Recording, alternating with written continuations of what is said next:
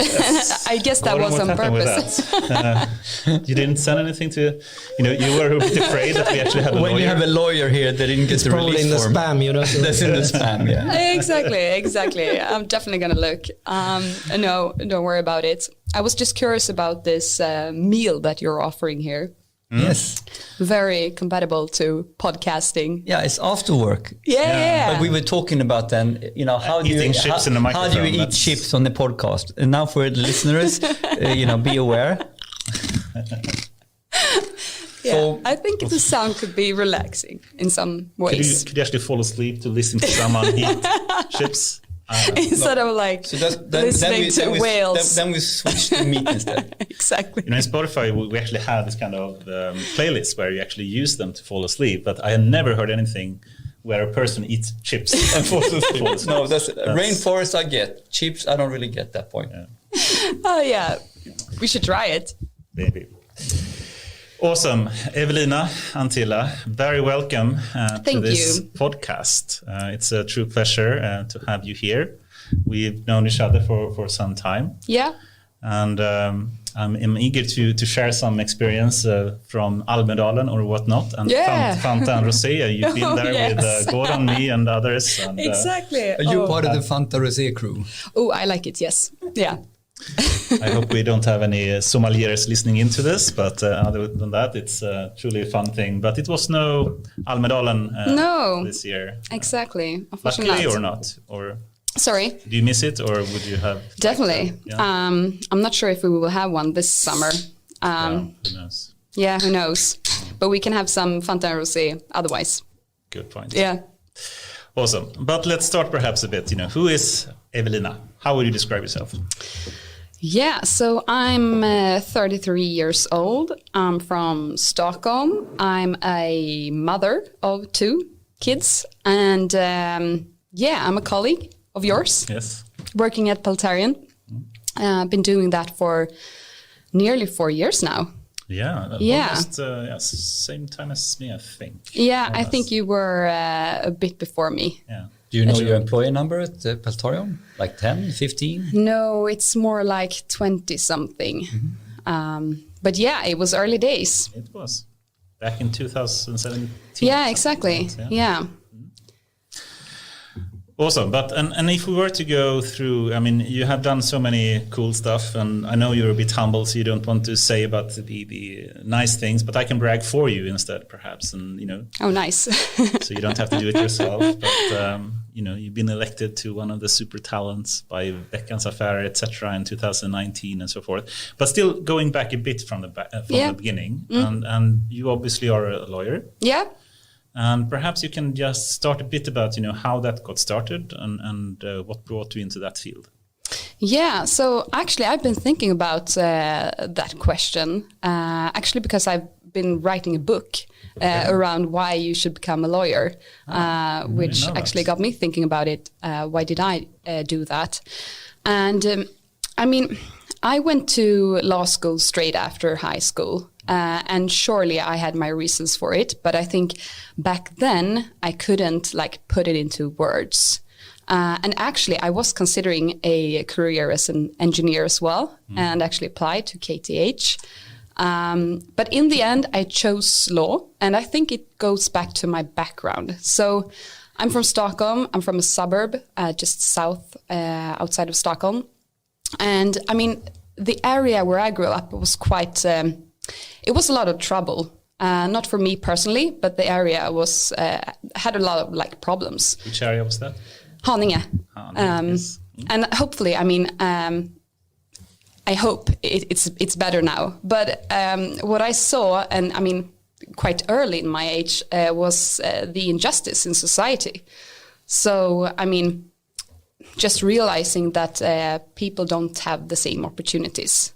So I wanted to do something about it, and I wanted tools and context to do that. So I think that brought me into the law field. And in the very beginning, I saw myself as a lawyer in court, defending people. Watching American shows, or Yeah, actually, of course. I mean, of course. Did you have a favorite American show? Yeah, I mean, I liked Elle McBeal. Perhaps Al that McBeal, classic. tells something about my age, although I think I'm still young. But We're the youngest one here, so yeah. we're Oh, still young, yes. cool, nice. Gotta put that on my resume. Yeah, but to this date, I haven't been in court defending people, I should say. And I mean, you never know. I might do that in the future. But what actually came up to me was that you can do a lot of things with law. And not necessarily within criminal law. So, I mean, even working in business law could actually do or entail good stuff when it comes to society. Cool. So that brought you into law school. And for people that don't know, you got a juridisk Kand, right? Or what was it? Exactly. At that time, it was called jurkand. Yeah. Now I think they say juristexamen, but it's basically the same thing. It's 4.5 years of studies. And I went to Stockholm University. And at that time, I was really into sports. I still am. Really? Yeah. What kind of sports? I didn't know that. Yeah, so football or soccer, depending on Where in the world? Yeah, where in the world you are, and also floorball, like innebandy. Yes, exactly. So I was not like 100% considering a career as an athlete. I wish, but I was practicing a lot. So on what level? What was your claim of fame in soccer and football? I mean, I wish I could say like the highest league, but it wasn't. But like the second best. Second best in damlaget. Exactly. In the senior. But I mean, I was doing it because it was fun. Yeah. So it was really nice to still be in Stockholm and study. But when I started working, I realized like I needed to see something else. And then I got the opportunity through my former employer to work in New York. So was that Mannheimer? Or? Yeah, exactly. Yes? Okay. Yeah. So Mannheimer Swartling. It's one of the biggest law firms in Scandinavia, and they have an office in New York. So I went there for a year. Great adventure. Yeah, it was fun. Yeah. And what was your field? What was your focus when you were in New York? It was basically everything related to business. So everything from intellectual property to mergers and acquisitions, IT, tech. And I think that was the very beginning of my tech journey. And also being in New York, I mean, it's a great city. There's a lot of like startups. You still think that? Or? I mean, yeah, of course, they do have their problems, but I miss New York a lot. Yes. New York has a pulse, the Big Apple, something like yeah. that. I've been a lot in New York. I must say, I don't want to go back there. Really? No, not even as a tourist. No. I love to go to. I'm not sure I would Canada like. is much nicer. But what was the? I mean, why is that? It's horrible. It smells bad. You have garbage on the streets. It's a but don't mess you get everywhere. I think there is some sort of pulse or energy in that city, isn't it? Yeah. I think so. Yes. I'm not sure I would like to live in that city, but to go there once in a while, I think it's... Compared to other places in the world, I would put US in general very low in my list, actually. But then we can disagree on this one. Exactly. We don't need to be in agreement in everything. Yeah, but I think that sparked something. So when I came back to Stockholm, I still worked at Mannheimer, but I was like looking outside the law field, and I was actually considering leaving it because I felt that it's not super fun being a lawyer. Sorry, all lawyers. But can you just elaborate a bit more? What's the negative side, so to speak? So, I mean, obviously it depends on your passion and interests. And I just think that I've come to realize that it's not my passion going through like laws and regulations. I like to see law as a enabler of things. And if you can use that tool in that sense, that's great. But sometimes you end up in it shouldn't be a blocker. Right. And also, if you are a lawyer within a company, for example, as I am now at Peltarion, I mean, it's a support function. And you need to understand that lawyers are supporters. And I'm so eager to jump to the question But of that- regulations, pros and cons Yeah, now. exactly. Let's wait with that keep- for a keep second, it. I think. But that So- can be great. And I think it's just, it's not you, it's me. Like, I've realized that perhaps I shouldn't be a lawyer. But what sparked what big sparked Oh your my tech, God, this is going to be like, I'm going to hand in my resignation tomorrow. but what sparked your tech interest? Can you sort of backtrack in New York? Was it the scene? Was it the type of clients you were, or what? Where was the tech interest sparked, so to speak? It was actually in a running group. So I'd like to see myself as like a sporty, social, super active person. But what's really fun, at least I think that, is that during the pandemic, now that you've been basically in lockdown, I came to appreciate the low pace activities as well. Perhaps it's like something with age or maturity. You're just 33 years old. You can't speak about age.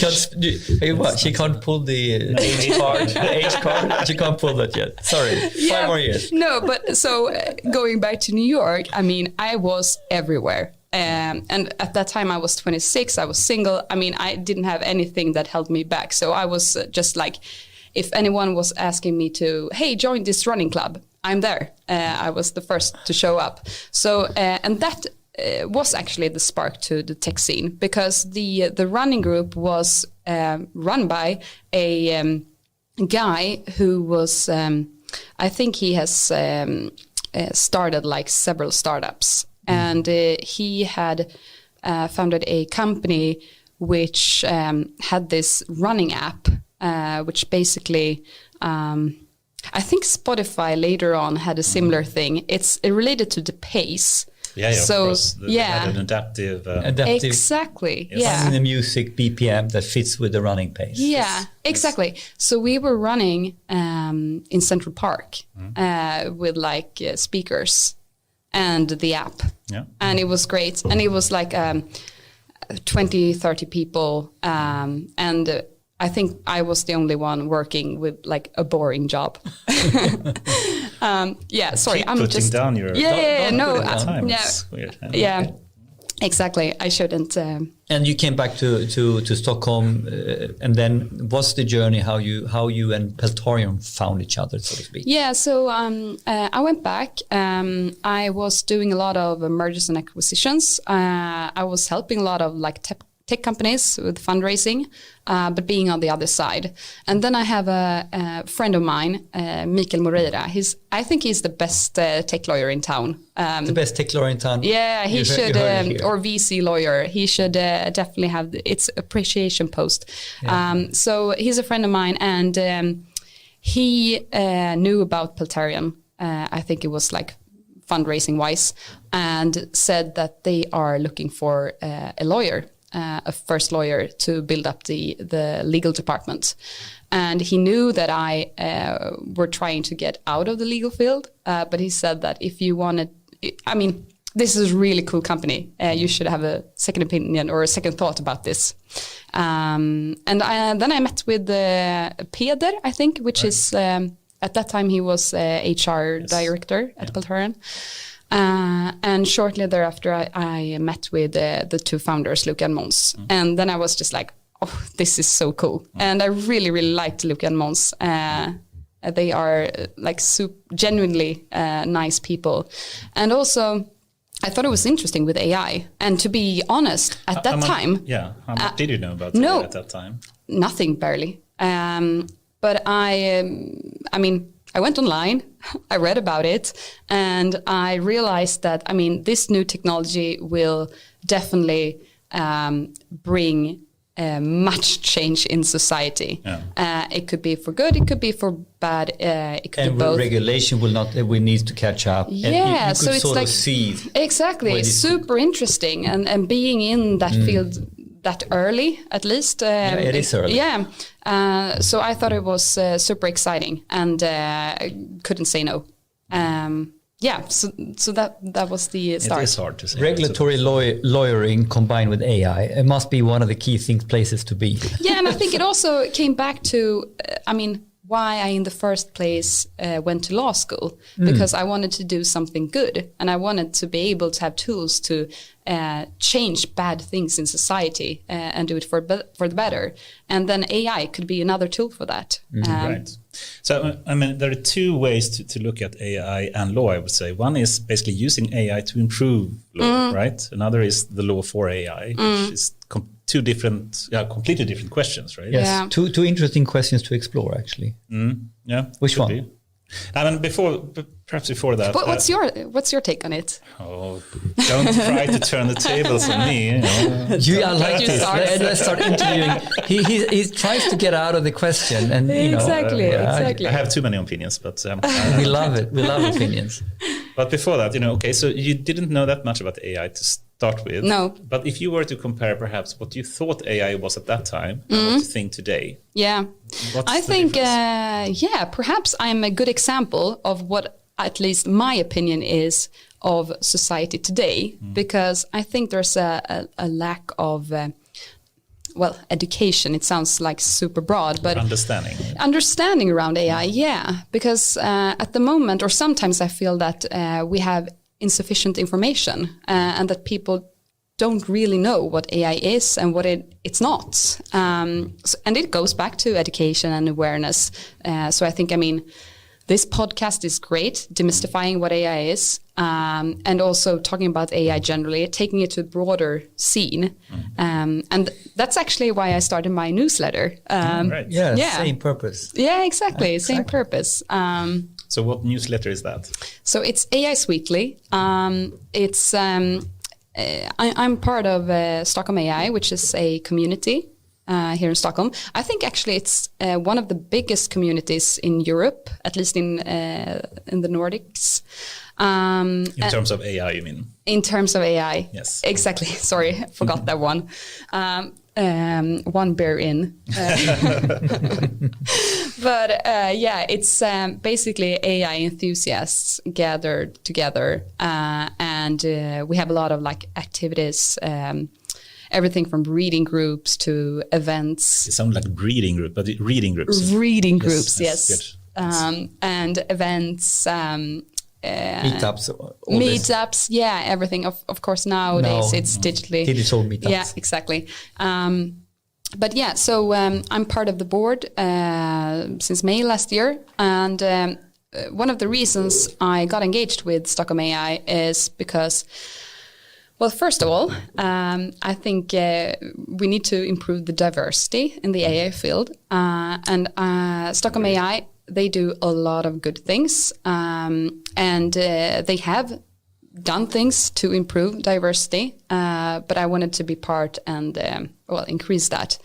And then I thought about, okay, what can we do? Because in my book, action is the important part. Speaks louder than words, right? Yeah, exactly. Action speaks louder it's than so words. easy to have opinions about things. And Yes. I have opinions, and I've been one of those, just complain.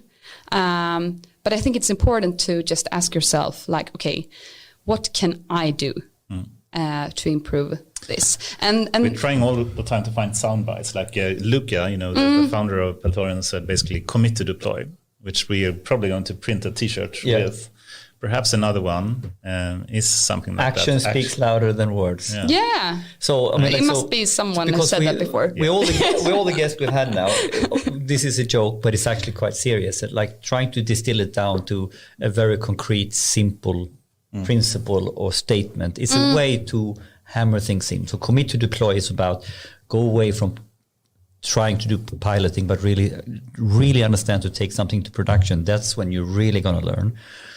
Action speaks louder than words. Is something about how we change and get ready for this. Don't complain, just act, right? Or something like that. Exactly. Well, we should have billboards. And we're almost at the Nike and Just Do It. So. Yeah. But to go back to it, I think it's, if you have a voice, and I'm not sure my voice is the loudest, but at least I think I have something to say. then I think you have an obligation to use it. And that's what I want to do. I mean, my passion lies around diversity, women in tech, women in AI. And with this newsletter, what I want to achieve is twofold. First thing is demystifying AI as you do, and just show like use cases, what you can do with it, what it is, what it's not. And then I want to show role models and the whole spectra. Because I think role models is one of the key things to achieve a balance when it comes to diversity. Yeah. So what you mean with that is basically here, I'm female, I'm a lawyer, I'm in the AI field. This is a role model for one way of going. Yeah, and AI. it's not just to put myself on the newsletter. I want to put others in there. No, and because by doing like it's a little bit like very similar actually, that we want to demystify AI with this podcast. We think the best way to do that is by casting guests and exploring these guests as role models for different perspectives of what AI will do for us or how we can work in AI field and stuff like that. Yeah. So I guess you are then having you in your newsletter you will talk to different people or interview them as a way to frame. Yeah. This is Linda, and she is working with this, and she has this passion, and this is how she got into it. Look here, she did not go. She wasn't born an AI doctor, right? She started somewhere else, but she came this way. Yeah, this was her path. That's the purpose, and a mix of like news, a mix of like interviews, including events. And I think it's super important to include the community. So what I'm trying to do is not only to curate this newsletter myself, but actually including more. Because, we all live in filter bubbles. So, but I think let's promote AI Stockholm. What is AI Stockholm? Because I think it's a great community and we want people to join communities. Yeah. So what's the mission and purpose of AI Stockholm, and how did that start? So it started a couple of years ago. I can't remember the exact year, but it's driven by enthusiasts, people that are interested in the AI field. And I think historically it's been a lot of like engineers, tech people. Tech nerds. Tech like nerds. Myself, yeah. Tech nerds is an important part, but maybe not the whole part. But it's an important part. But what we're moving towards now, and time will tell if this is a good path or not, is to include people beyond tech, because I think that is super important when we're discussing like ethics, for example, because we need different types of competences and skills, and tech people are super important. But it's also important with the other parts, economics, society, lawyers. Yeah. Cool. And Goran is showing of the Stockholm.ai webpage. Yeah, exactly. So everybody can find more information on Stockholm.ai. Yeah.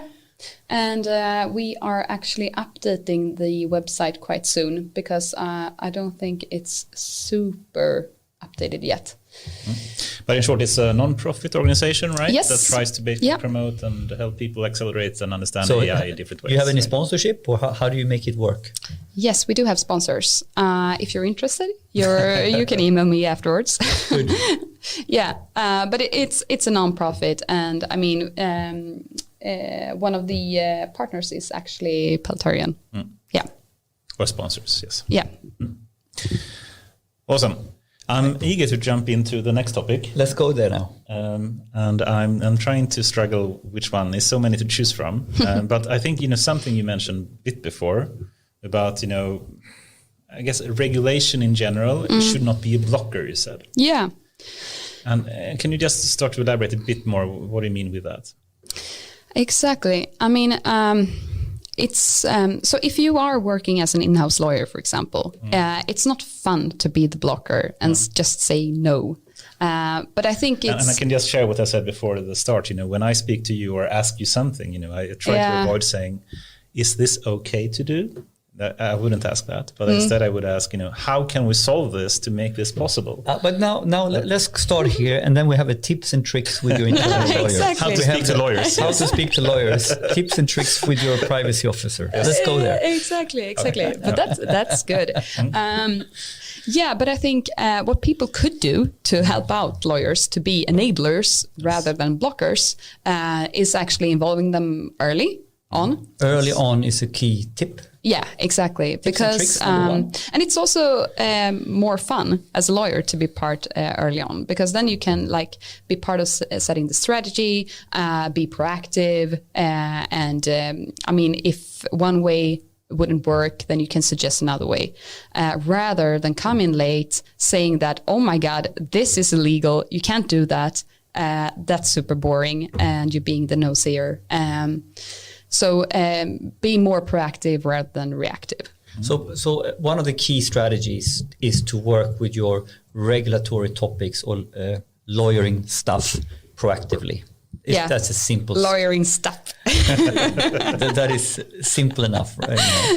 Yeah, but I think actually I have to defend the field of law in some way, because you're putting it down a bit. So I'm going to take the opposite stance a bit now and trying to find a positive and why we need regulation, perhaps. Yeah, definitely. I'm very pro regulation, especially for the AI field. And I usually speak the opposite way. I usually speak against regulation, because I think so many examples of regulation is bad, but I think without regulation it would be horribly as bad as well. Yeah, so that there is two extremes. You can think of completely anarchistically, without regulation, and you can think completely over-regulated and a kind of big brother kind of society, which would be also bad. So the real problem is really to find the balance between the two, right? Yeah, exactly. It's not an easy task.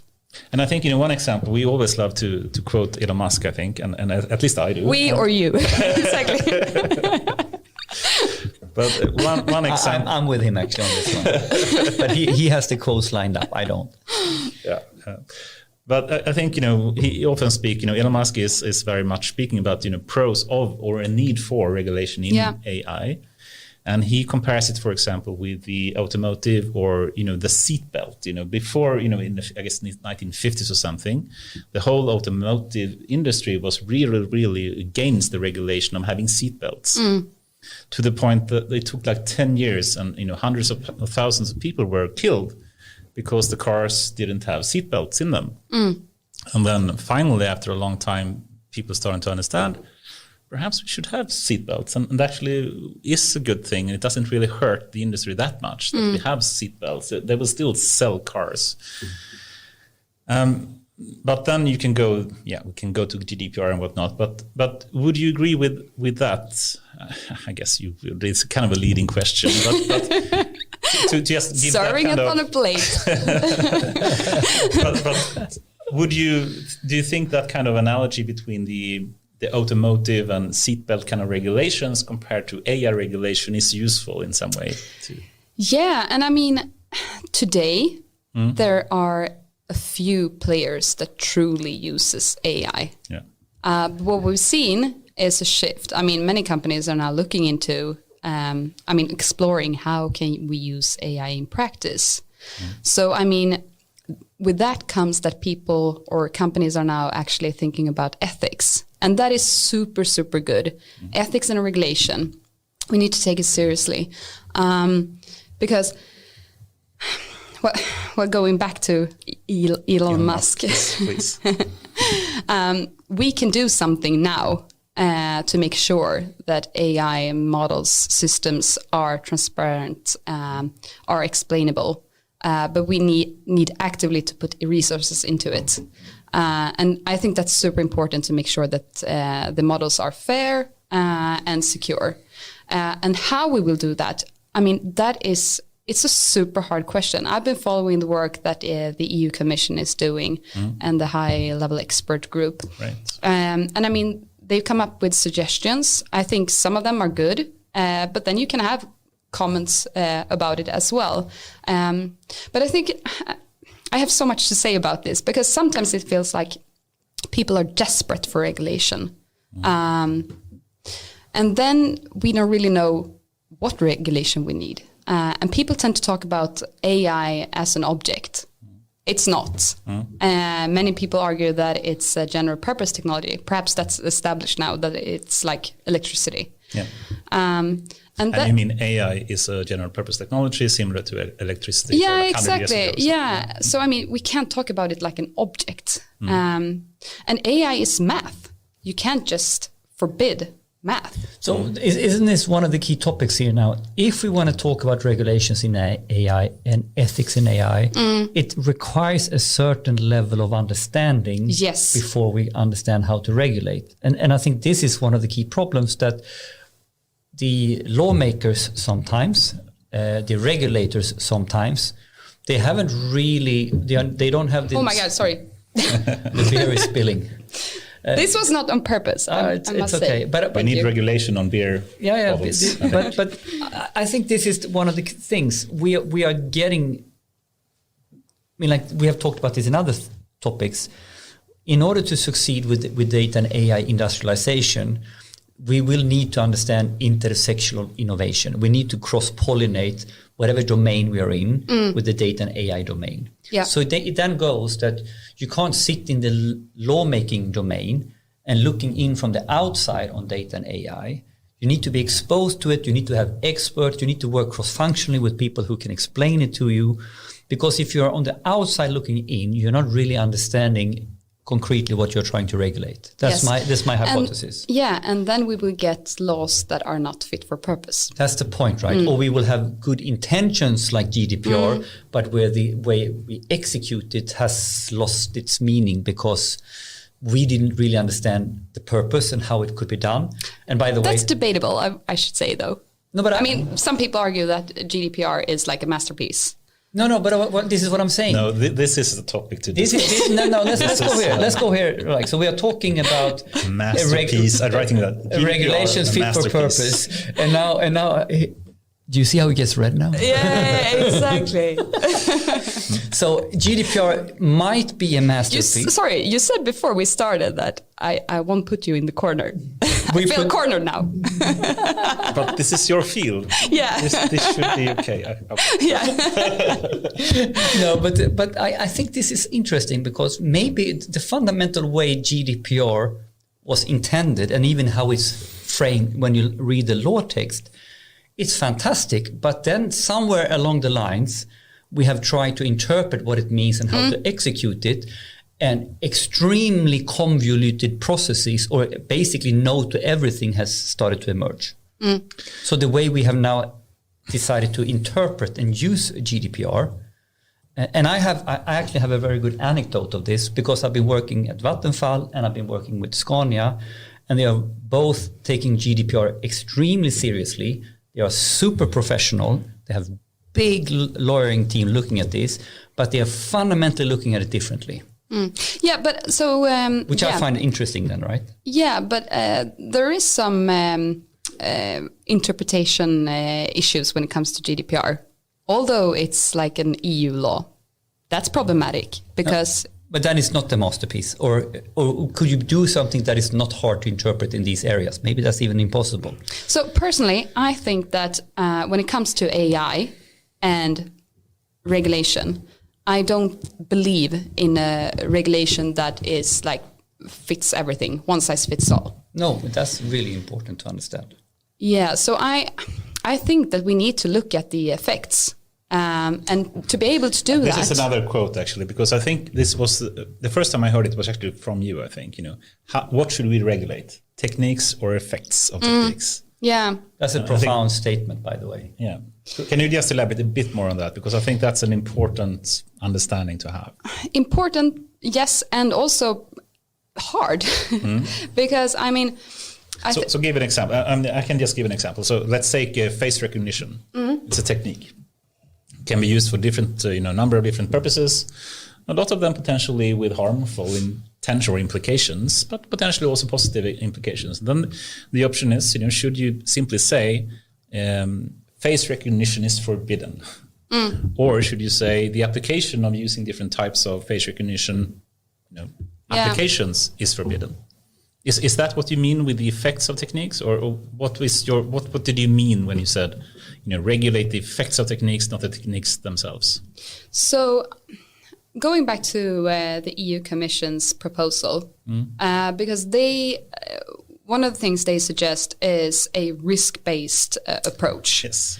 And I mean, that could be good, but it's also problematic because... In so many ways. In so many ways, yeah. Because, well, at least you need to assess what is risk, and also risk that could be, that could change over time. So applying AI in one sector may have these types of effects. Applying it in another sector could have other effects. So I think it's really, really hard. And basically, what I hope is that we will take the time to think this through, not rush to lay out the regulation, because then I think we will have something that is not fit for purpose. I think also perhaps we should think about soft law. I definitely think that... What is soft law? What do you mean with this? So I think we need some type of regulation, but it doesn't necessarily need to be in terms of like EU law. We could have like codes, standards. Codes of conduct. Yeah, exactly. For example, in the construction and building environment, you have like codes and fackmannamässigt. Perhaps we can have that, and people will trust it, because if you don't have this certification, if you haven't followed the process, people won't trust you. So there are many ways how we also can implement regulations, because sometimes maybe the lawyering text is not the problem. It's actually the implementation of things. And so from the statement of the text and then how we choose to interpret it very differently, and then from how we choose to implement it very differently. Yeah, and I mean, it's also, if you just go back, take a step back and look at the law and regulation, the very foundation of it is based on that certain functions will always reside with humans. So for example, if you take the car replaced the horse from the very beginning. And now we're trying to replace the driver. And I mean, at least as I see it, the very foundation of law today hasn't really changed from the horse even. Perhaps not that bad. Actually, but I mean, it's actually philosophical questions. Yes, and cool. But there's a couple of things here. You've said it before. Another way to give an example of this, regulating an effect or risk or something like that. We build recommender systems. And then some recommendations is to recommend which is the next song of music you should listen to. How if that screws up, what really happens, right? How do you regulate that? Versus, I will have recommender systems for the energy grid to basically balance the energy of a country, right? And if you screw that up, it is kind of a different ball game we're talking about. So for me, when we're talking about regulating the effects, it's a little bit like also regulations in relation to what's the business implication or societal implication or whatever we want to call it to get it right. Just to clarify this a bit more, and it would be interesting to hear your opinion on this, Evelina. You brought up the EU regulation, especially the upcoming one, talking about high risk versus low risk AI, etc. Although that's a proposal, that's still... upcoming, but in some form, probably. But it gives a direction where there is a direction. I hope there will be some regulation, and I hope that. But let's take the bad version that I've seen, at least, which is not good, and then let's argue from that and see how we can improve it. And we don't know what will happen, right? But, but I think, and I hope you agree that trying to regulate the effects of using something rather than the technology itself is good. Otherwise, you can simply say everything can be reduced to if you take facial recognition, that's a technique, but if you use it to identify people to kill them for defense purposes, that's not a really good thing. So that's the application, and then you can say, they use facial recognition. Yeah, it's a technique. But that use AI. Yeah, that's a technique. But that use data. Yeah, that's a technique. Or they use math. Yeah. So that's a, if you try to regulate like a basic underlying technology, that's a dangerous thing to do. It should be application. But now and I hope you can agree on that at least. I fully agree on that. But now you said it even more sharp. Regulate on application rather than technique. Yeah. But one thing I think we're forgetting here, or not mentioning at least, is trust. Because we will need society's trust. And how do we achieve that? And I think regulation could be one thing. But then you have the second question, like, okay, so for like people in general, what do you need to understand about AI? Do you really need to understand how an AI model works, like technically? Yeah. So okay, that's an awesome topic, but I'd just like to continue my previous discussion before we end up in this kind of very interesting as well, trust and understanding AI, and either having kind of internal kind of understanding how models or neural networks works, etc. But before that, okay, we have techniques versus effects. I think and hope we all agree that it's bad to regulate techniques at least, right? Yeah, I think that would be problematic because as we discussed in the very beginning, I mean, big data is already used today. Engineering, I mean, math. Exactly. It's really reduced back to basic math. It becomes ridiculous when someone says we need to regulate math. Yeah. Like you're not allowed to do a certain equation on paper. That's illegal. Yeah. That sounds totalitarian to me. So then coming to the other question, which was the high risk versus low risk, and potentially the not optimal kind of definition, which we haven't seen yet. It's just a proposal, as you said, from EU. But trying to define, some sectors potentially in society is high risk AI, and that could, for example, be medical. Right. So you use AI to try to guide like a robot kind of surgeon or whatnot, or you use it to make some kind of diagnosis or so forth. That could potentially be classified as high risk. And then any kind of application that is used or using AI needs to be regulated more than perhaps music recommendations from Spotify. But, it won't kill anyone, even though it may make some people really angry when having to listen to Danish rap music. You can truly get psychological scars from Danish rap music. Yes. So that sounds good, I think, in theory, but I think it has a lot of issues if you say a complete sector, like medical sector, needs to be regulated more if they are going to use AI. Well, this is not regulating application. This is something else. This is more problematic. So this would be interesting because you are the expert in this, and to my understanding at least, it does seem like they try to regulate more of a sector rather than an effect. So basically, if you want to use AI in a medical kind of, let's say you have a system where you enter journal text or something, it has no dangerous effects. It's just a simple AI But basically tool. what they say is that it needs to be legal. Yeah. And one thing we need to remember there is that it's not that we are living in a lawless field now. There are many laws that apply to AI already today. We have like discrimination, product liability, etc. So they say it needs to be legal, and it also needs to be ethical. And then they go through different kind of like ethical standards. It's everything from security, integrity, transparency. That's part of basically ethical.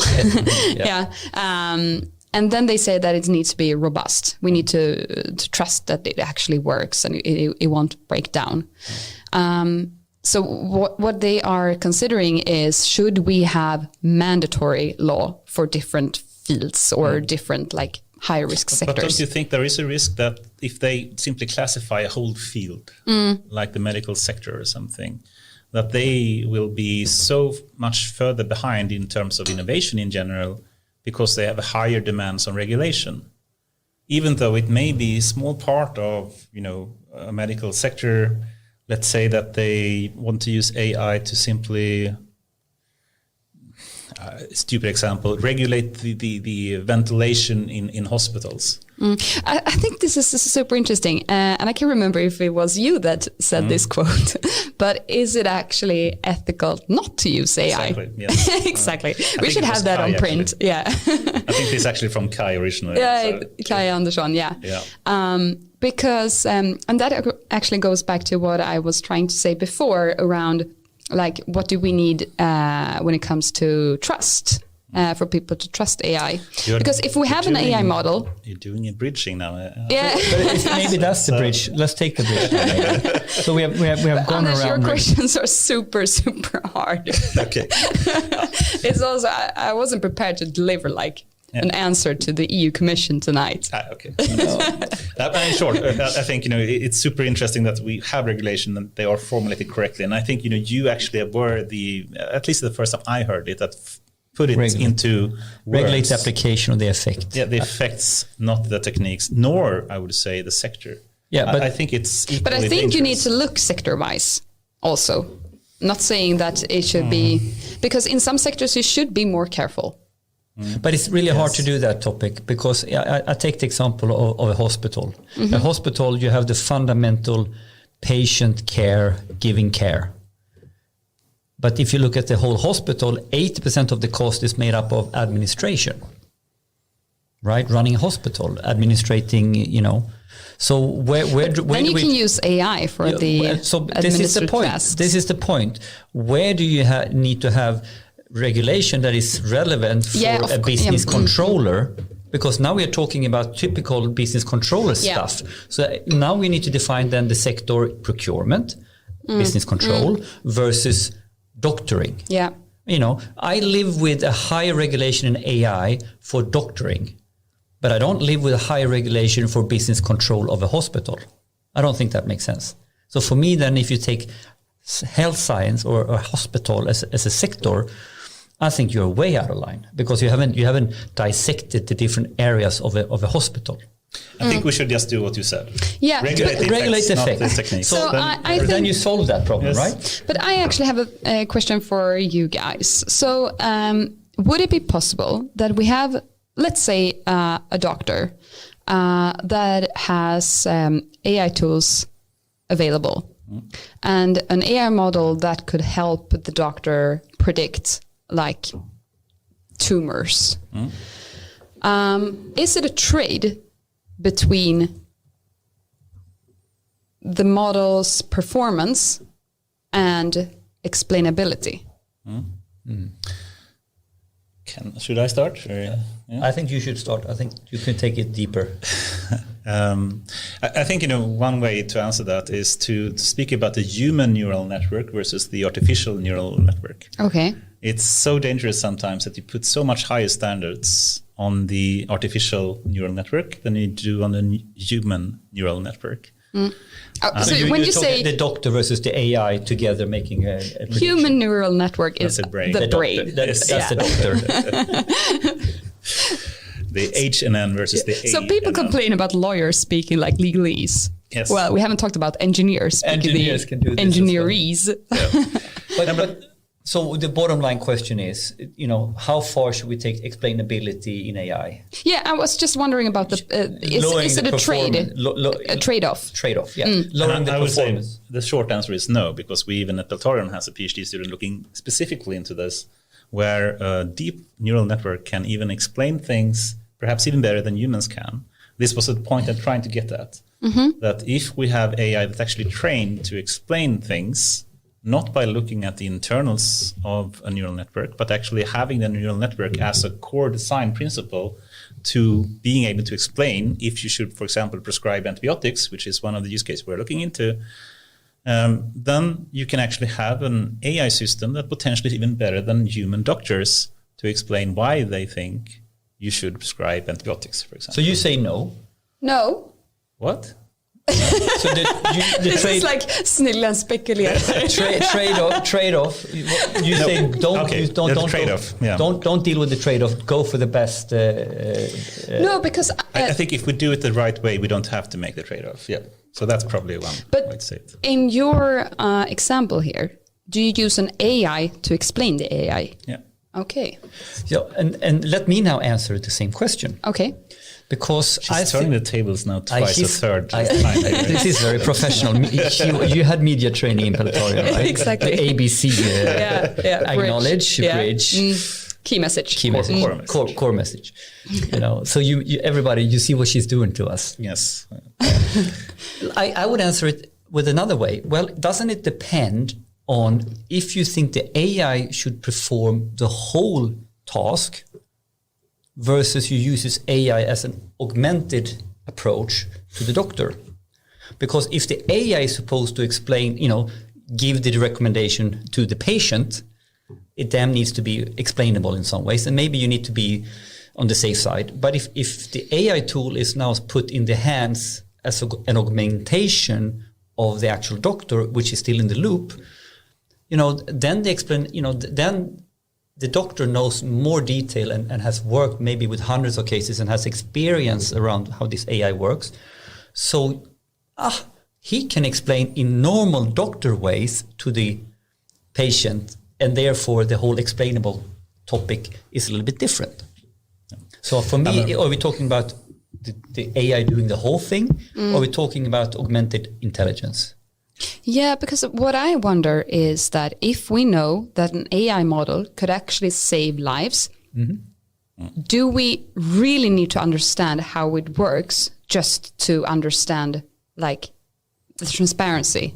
Yeah, I think she just jumped into a very interesting topic now, which is the trolley example and saving lives. If you remember that one, I can give a quick outline for that. But in short, I'd like to summarize that kind of question that you brought. Should we or do we need to make a trade-off between explainability and accuracy? Call it that. I think today perhaps yes, tomorrow no. So I think you're talking about techniques to take away the trade-off.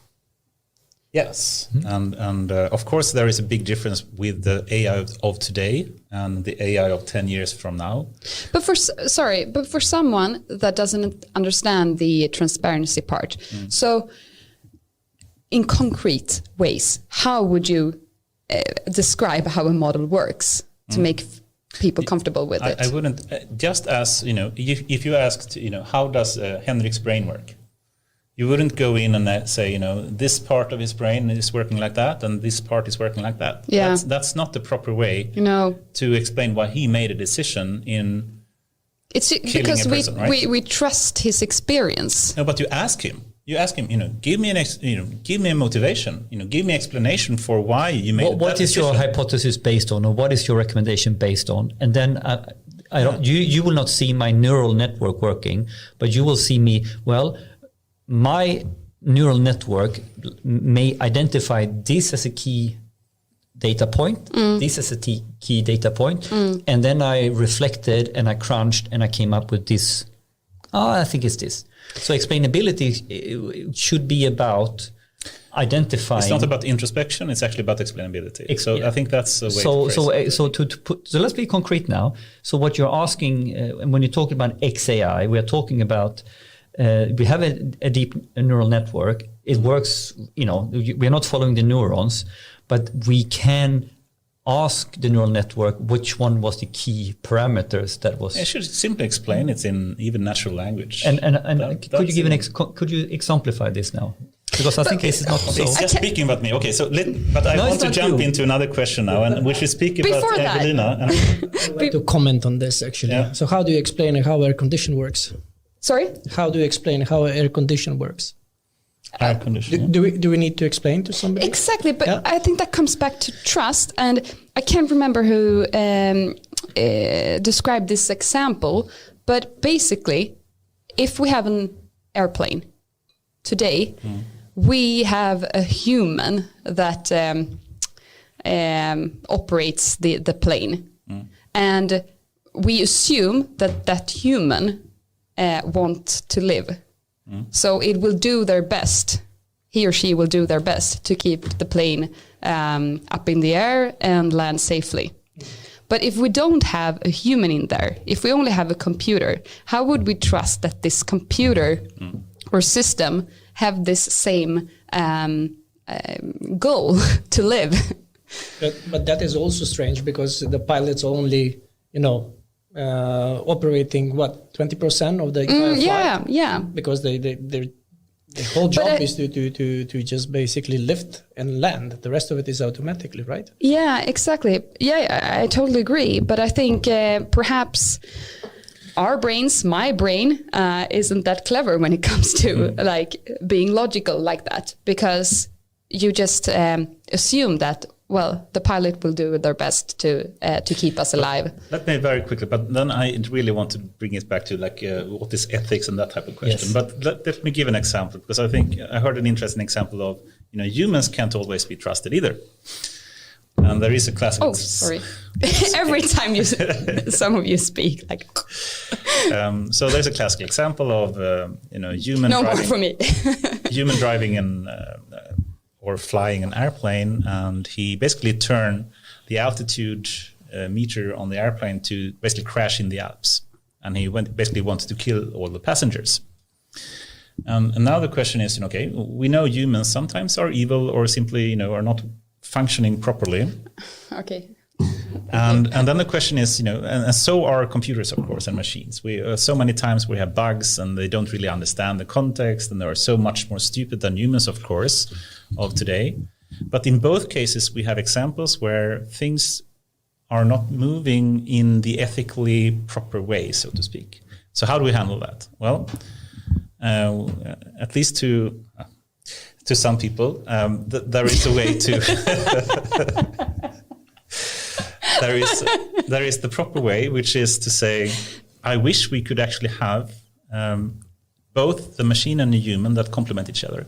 If the machine makes a mistake, the human can counteract that and do something. If the human suddenly says, turn down and fly into the Alps, the machine should say no and should say, this is weird. No, I'm not going to do it. I'm going to say no and take over control and went on autopilot. The same with cars. And I don't think it will take many years before the cars will overtake control instead of humans now today take control. Yeah. To suicide driving. Yeah. Well, or whatever. No, I mean they fall asleep. Or fall asleep. They just drive to the right and for some stupid reason, and the human currently is in control, but the machine, the car, will simply say, no, I don't believe you. I don't trust you. I will take control over you and override you.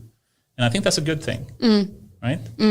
So at some point, if we can complement each other, that would be the best of both worlds. I agree. Yeah. Now, Evelina, you're a bit hard to discuss with because you turn the tables, you preach all the time, but now, okay. It's good. I enjoy it immensely, Evelina. I enjoy it immensely. I just feel a bit sad for the listeners sometimes. No. It's good. But we want to hear your thoughts as well. Yeah, we do actually, Anders. So, but let's go to the next topic now. And we mentioned ethics a number of times. And I don't think, we've spoken about regulation a number of times, but ethics is not that hard, or it is hard, sorry. It is rather hard to define what is really ethics. Do you have a preferred, good definition of, what ethics or morale really is? Yeah, that's also a hard one because that will. It depends where in the world you live. Or does it? Okay. Yeah, what we here in the West world think is ethical might not be the same elsewhere. But what I think is interesting, I think on a global scale, we do have some form of consensus because at least we've seen the big tech companies and other companies for that matter that have policies around ethics. And we seem to agree on a number of topics. We want AI algorithms to be fair, transparent, etc. So I think we have some consensus around it. What I think is important to bear in mind is that when we talk about ethics, we tend to only talk about data bias, which is a super important one, definitely, but it's not the only one. Yeah. So it's a play of many things when we talk about ethics. But if you go back to the core question, in some way, ethics can be seen as, what is the right thing to do in some sense. Yeah. Do you have a preferred rule or, preferred way to define that? How do you know what the right thing to do is? Yeah, exactly. So that's like the first question. For what purpose do you want to use this AI tool or AI system? Is it for a good purpose or for a bad purpose? Because if it's for a bad purpose, to kill people, then we will always say this is unethical. This can't be done. Really? Okay. I mean, we have the trolley example. I like to see it in like levels. So that's, at least to me, that's the first question. The purpose for what... How do you want to use AI? And if we can conclude that, well, it's for a good purpose, the intention is good. Then you go to the next level. Then you go to the next level, and then you can look at like, okay, so when we talk about ethics, what do we mean? We talk about bias, as in the data, what goes in. It will definitely. What's it called? It will discriminate between different types of groups. Exactly. So bias is the outcome will definitely depend on the income. So bias is linked to fairness and diversity and stuff like this. Yeah, and another quote: "Garbage in, garbage out." Yes. But then also, who is building the AI model? And today we know that a lot of engineers, developers are male. They've been to certain types of universities. So in that sense, we also need to think about ethics and diversity. Who writes the papers? Scientific papers, you think? Yeah, exactly. Yeah. At least historically, it's been men. Yeah. And then we can go further and ask who is sitting in the room and taking decisions. If we look at like boardrooms and stakeholders, historically, typically men from certain areas. But then, transparency, integrity, security, everything around that is also ethics.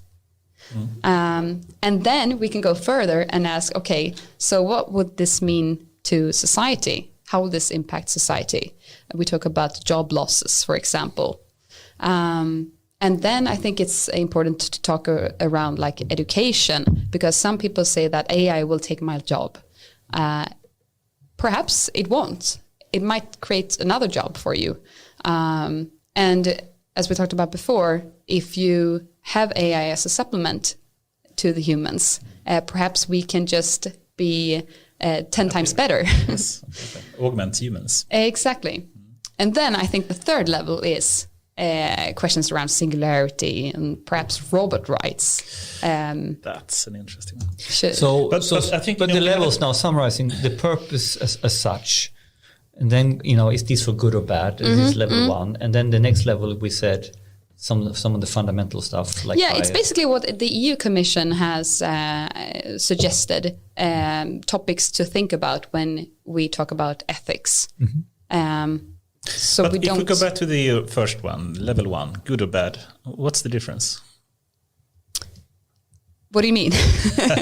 How do you know? Super today, big difference. If you let's say that you walk out from this room out in the street, and then suddenly you can see you have a choice. You can go to the left or the right. Yeah. And potentially, if you go to the right, you will stop a car from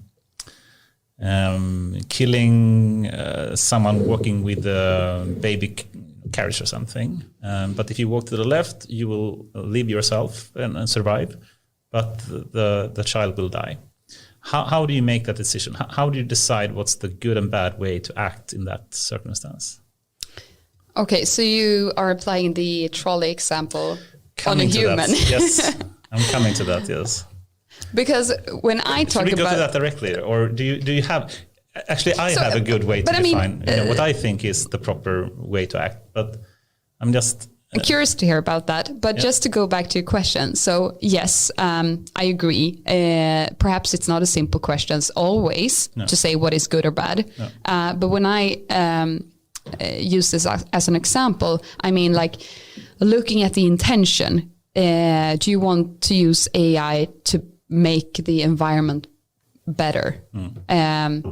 Good intention is a good start, at least. Yeah, but of course you have the gray zone. So let's say that it's a company that is polluting the environment. Should they be able to use AI? Well, no, if it's going to make it even worse. But perhaps yes, if it's going to use AI to do it better. Yeah. But then we have whole industries. Fundamentally good or bad, we shouldn't kill each other. So should we use AI in the arms industry? We build weapons. We use, I mean, like some of the, I don't know how much funding in MIT that in robotics is funded by the US military to build better drones, right? Then it's a fundamentally good or bad purpose. This is actually and someone could argue, well, actually, it's a little bit like this. Is what you do use the gun for that's the problem, not the gun itself. But I mean, this is to me, clearly, some of the big tech giants and even people working in industry are saying, well, I'm not going to work on your type of problems. I don't want to build better weapons. But I think you touch upon a really interesting question here, because I think it's we tend to put a lot of pressure on tech companies in general, which I think is good. And I think it's also twofold. It's external pressure coming from outside the society, saying that you need to use this for good and you need to use this carefully. And that is super good. We don't want another Facebook Analytica scandal. But then again, we should talk the same language in terms of what is AI, what is it not. So when we set up regulation, for example, we talk about, apples, not pears, the same language. And to achieve that, we need a broader awareness around AI and sufficient education, and taking this to a broader audience. Not only the people that is interested about AI. But then if we go further and talk about like the internal pressure at tech companies, I think it's interesting to see that many companies have idealism, which I also think is good. Like the employees at the companies, they have a voice because they write the code. Mm-hmm. And with that voice, they can achieve a lot of things. And we've seen that with Google, for example. Google canceling government contracts. Exactly like this. This is the point. Because of employees saying that, no, we won't do this. Thinking about the Maven project or something specific? Or I think in general. I can just give an example, because I think what we have heard about Google is they had a big project called Maven, and basically it was about using things like facial recognition, but for military purposes and being able to kill the right person, so to speak. And then a lot of employees at Google went up and said, no, this is not okay. Nope. We were not allowed to do this. And actually Google changed their mind and they stopped working with Maven, or at least they actually published their first, I think, version of the AI principle or something. That said, you're not supposed to use this for like defense purposes and things like this. But then they had some kind of escape clause in those principles saying, well, it's okay to use facial recognition for other things, like search and rescue, for example. So then they could potentially continue to use exactly the same technology, and I'm arguing it myself now, and that's why I'm thinking, should I even say this? But anyway, then they potentially could use the exact same technology, but for a good purpose, which is search and rescue. If they have an earthquake somewhere and be able to recognize someone with a drone, flying around and identifying people, that's a really good thing. But in reality, then they could take that technology and use it for other purposes, so like for defense purposes. You always have your ass behind you. I still think, what you actually said in the beginning, regulate the effects and not technique, is still extremely valid. Even in this case, even if they use Maven and they use it for good purposes like search and rescue, it's okay to do that. But the moment you move into using it for defense purposes and killing people, that's when it turns bad, right? So yeah, just an example of the I think what you mentioned at least with the Google example and employees. But back to ethics. Should we go into the trolley example? I think this is a good one. Haven't we already touched upon it? Yeah, we have in a way. Yeah. But I think it's. But you had some thoughts about it. The trolley or general ethics definition? No, I think the trolley. Because otherwise, I mean, one thing I think it's interesting is that, or interesting or sad perhaps, is that, I mean, in Europe, we tend to talk a lot about ethics and focus on the technical issues, basically challenges and problems in general, which, I mean, it's good that we are aware of it. But what I think we need is more use cases. And I think it was mentioned in the beginning, because if we are to set up this new regulation, we need to see the effects. We need to see how it works in practice. And I think it's ironic that the companies that are really dealing with ethics at the moment are big US tech companies.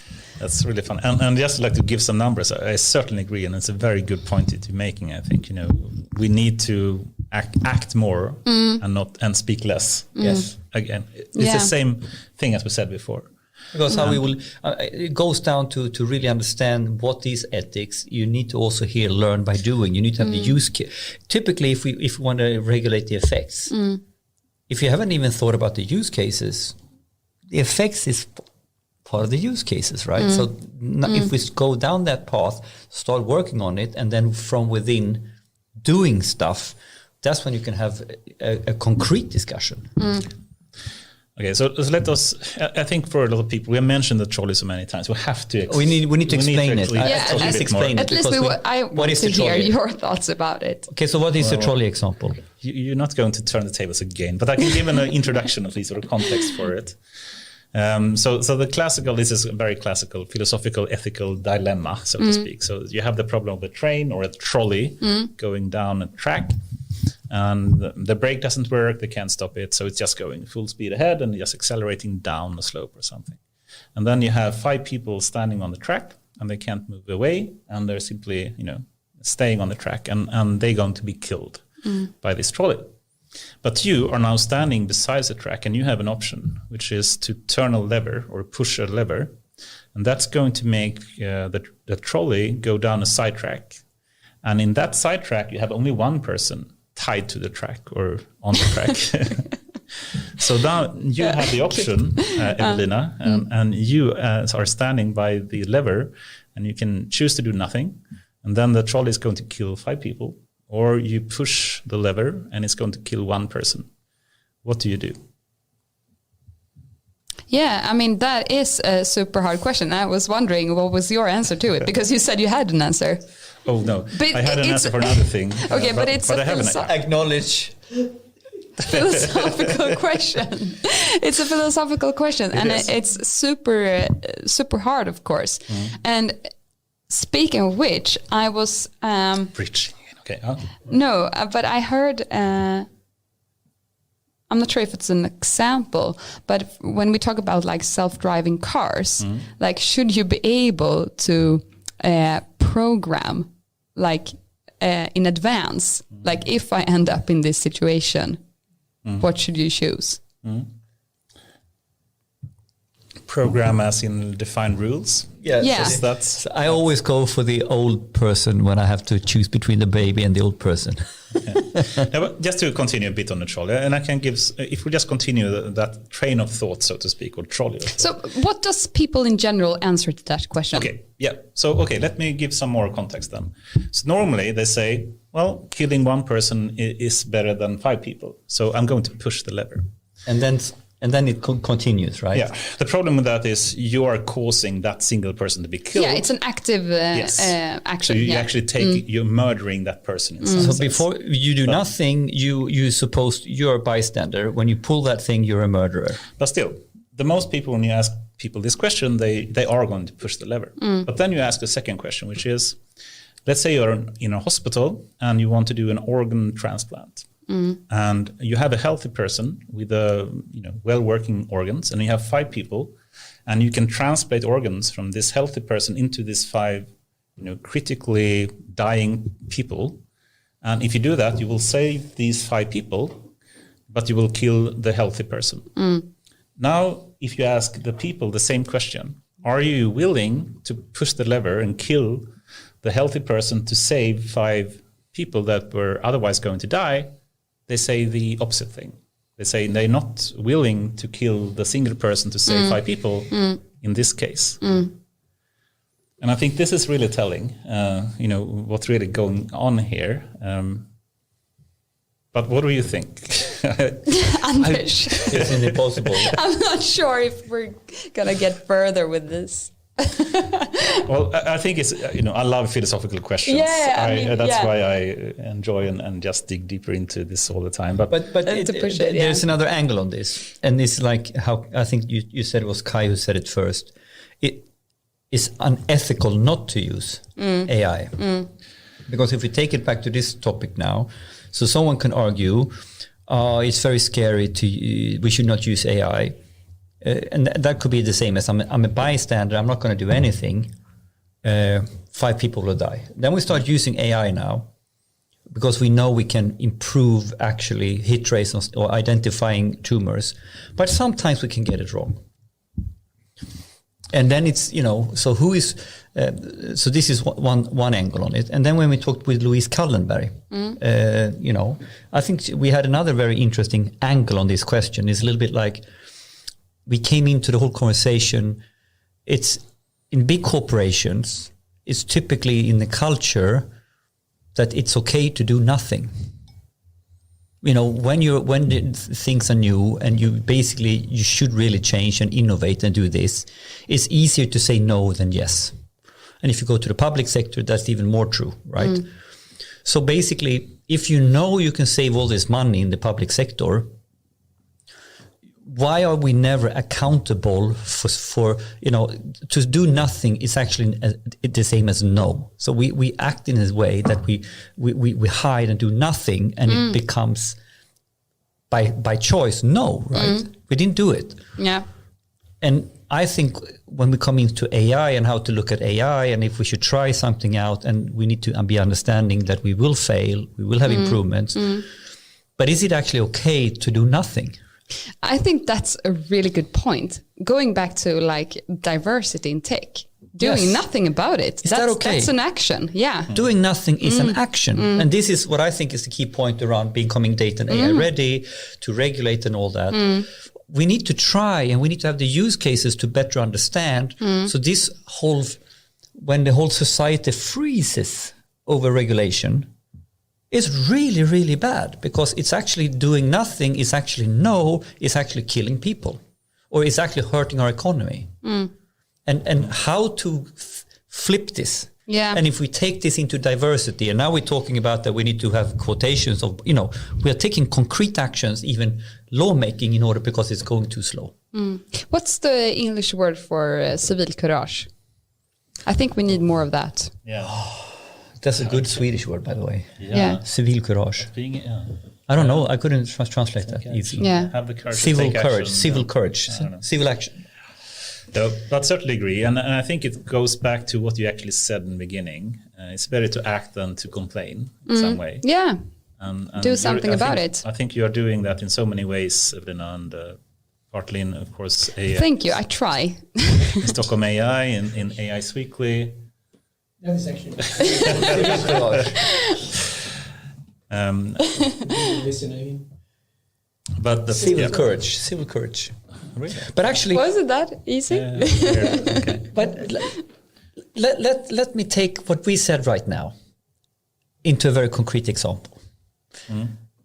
Tips and tricks how to deal with your privacy officer and lawyer at work. That's a good Oh, one. yeah, I definitely want to. Yeah, because three. if we now encapsulate all this stuff, and we said like we all need to try in order to learn, in order to better regulate, in order to be safe and trust. Like the use case is key. So we said be proactive was a very simple tip and trick. Yeah. I think the number one tips that I would like to give anyone who's working and trying to do data sharing or do something they haven't done before is the fundamental framing as you did before. I think I go back to this. So all the time, if the support functions as a privacy officer or the lawyers or the risk department or the compliance department, they are there to help us and guide us do the right thing. Yeah. But they actually don't, they are a supporting function, and sometimes that gets forgotten how it's implemented. So basically, the risk owner, the data owner is always the risk owner. The business owner is always the risk owner. The guys at risk or legal or privacy, they don't own the risk. They guide towards the risk. Exactly, yeah. So to first of all understand that in a healthy company, the P&L owner is the risk owner, is the data owner, etc. And we are there to help and guide them and advise to do it right. Now, the problem becomes now when we go and speak to our advisors, but we're framing the questions in the wrong way. So basically, me as a risk owner need to take accountability. I really need to use the AI and to automate this. There is no option because we're going to die as a company if we don't do this. So the framing to the question is, how do we do this in a compliant way? Or what are the things I need to add to have then integrity, robustness, trust like this? So instead of asking like, can I do this? No, you can't because you have all these topics. Flip it. We have to do this. How can we minimize the risk? Help me. Simply by going into the conversation that this is going to happen. We need to do it, but I want to do it right. Tell me what hoops to jump through and which order to do it. I will do it, but we're going to do it.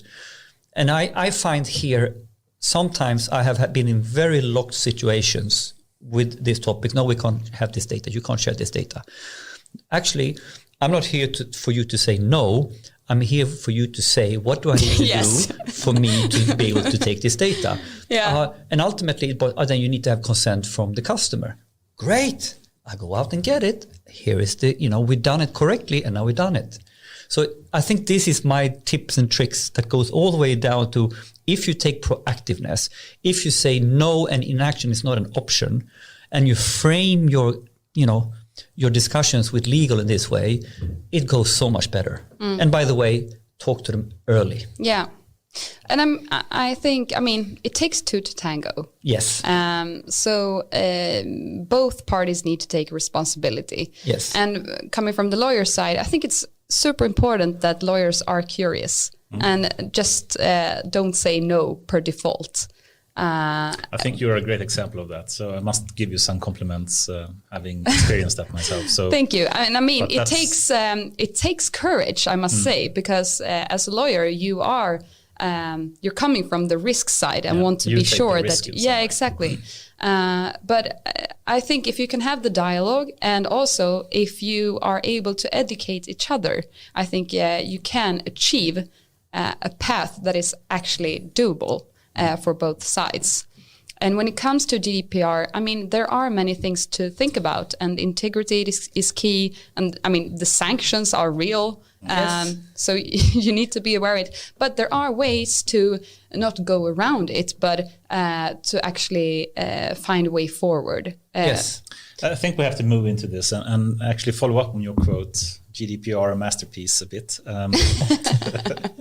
I'm actually quoting another person on this. But it's a good segue, because now GDPR, of course, if we have listeners in the enterprise sector, what legal topics is very on our agenda all the time. If we want to do data and AI and share data, GDPR is part of.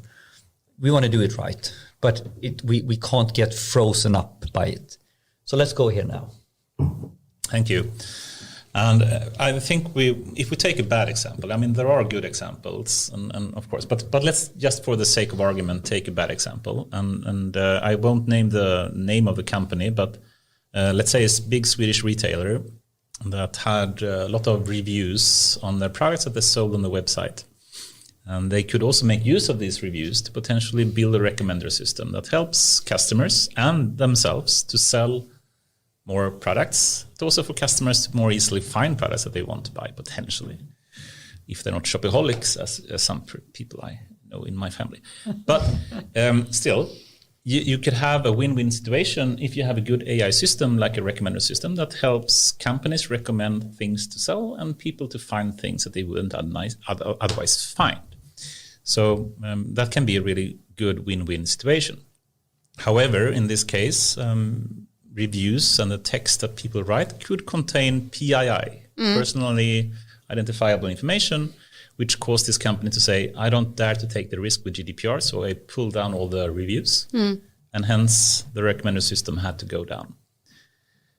This is a bad example, of course, but do you see and understand companies thinking like this because of GDPR? Yeah, I think that, GDPR works well in that sense that it actually scares people. But do you think this is a good example of how GDPR should work? Or? It scares people to be, or not scare, but they make people aware and be careful about personal information. But my feeling is that sometimes it scares people away for actually like trying new technology, like AI. It makes us freeze up. Exactly. It drives inaction. So instead of, if I flip it, the situation now, if I go back, we really want to keep this recommender system. This is an awesome recommender system. How can we do this in a safe way, in an integrity keeping, privacy preserving way? What do we need to do? Yeah, and you can solve that. I'm sure. And I think actually going back to the very beginning, I think this actually causes some injustice because big companies with big, love it, like lawyer departments or in-house lawyers, they can manage it because they can go through the laws and see where you can find a way forward. But if you don't have access to a lawyer, and lawyers in general are quite expensive, then you take the easy way out if you have some carefulness and don't do anything. Safe than sorry. Yeah. So you're hitting one of a raw nerve, where we argue several times that GDPR, the way it's set up today, is increasing the AI divide right now. So the tech giants out there, not only do they have the legal department, they have all the use cases. So they have tried and tested and done the trial and error for the last 10 years. So they have case law internally, what works and doesn't work. And just to tip it off, they have awesome systems so they can basically code and do anything compared to a normal company. And so they have with all it's a trifecta. It's a trifecta to manage anything that basically puts the rest of the world in three layers below. Big problems, all three, that we can't deal with. They have the use cases and case law, they have the lawyering department, and they have the fundamental tech stack to just squeeze a couple of knobs and fix it. And the power to challenge the law. And then ultimately they are so big so they can ultimately challenge the law. So how to deal with that, right? Because now we have GDPR, we have these topics. Intention is good, but ultimately where this is going is like where we really probably need to put some hampering on it. If I talk Cambridge Analytica. But do you see this problem? Do you agree that this is a problem, that GDPR is actually potentially having almost the opposite effect of what the intention initially was?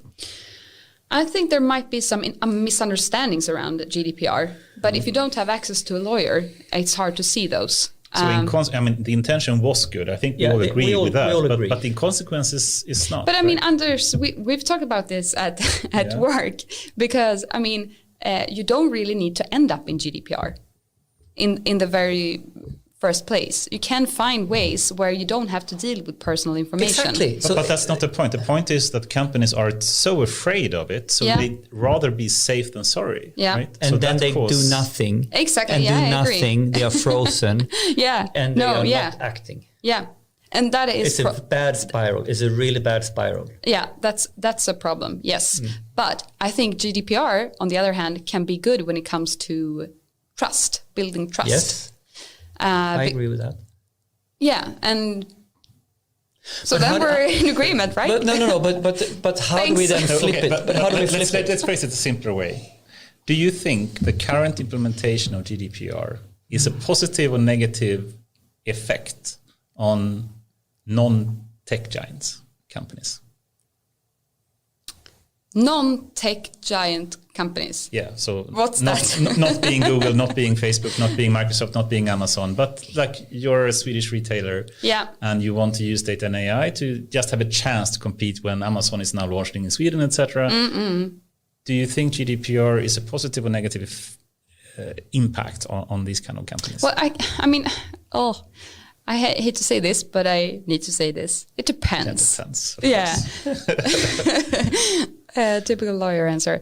But I mean, GDPR is good, but it has its flaws. Yeah. And it has been... but okay, if so far, do you think the effects has been positive or negative when it comes to non-tech giants?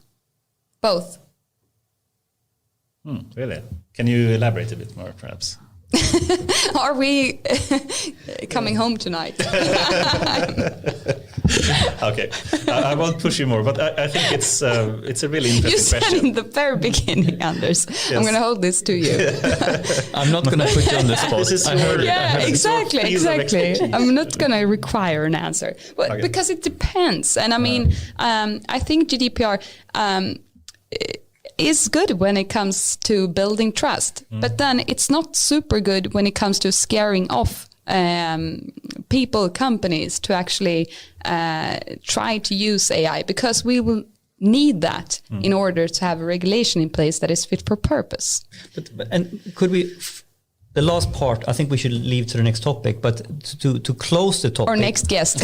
No, not at all. To close the topic on a positive note...